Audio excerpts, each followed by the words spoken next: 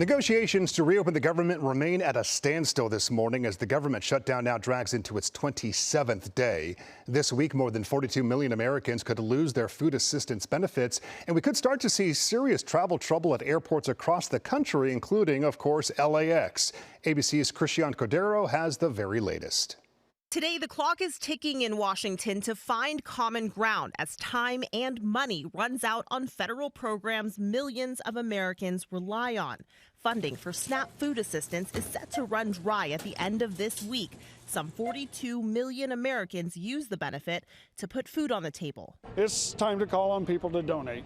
Absolutely. And time to call on government officials to get back to work. The gridlock at the Capitol enters its fourth full week, with most Democrats holding firm on their demands to restore Obamacare tax credits, something Republicans want to negotiate after the government reopens.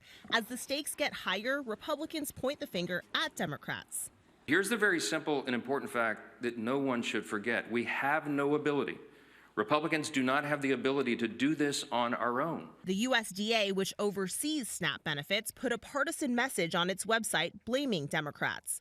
Democrats largely blame Republicans in Congress and President Trump himself for refusing to negotiate. In Massachusetts, more than 1 million people are set to lose SNAP benefits. Sadly, President Trump has chosen to take away food from people all around this country. The shutdown has already impacted air travel, with air traffic controllers among those forced to work without pay, leading to staffing delays when anyone calls out. The Democrats can solve that problem with air traffic control. All they have to do is say, the country's open. We only need 5 votes.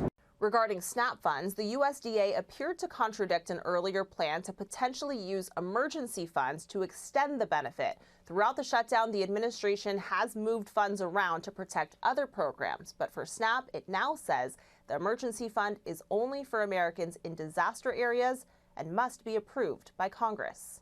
Christian Cordero, ABC News, Washington.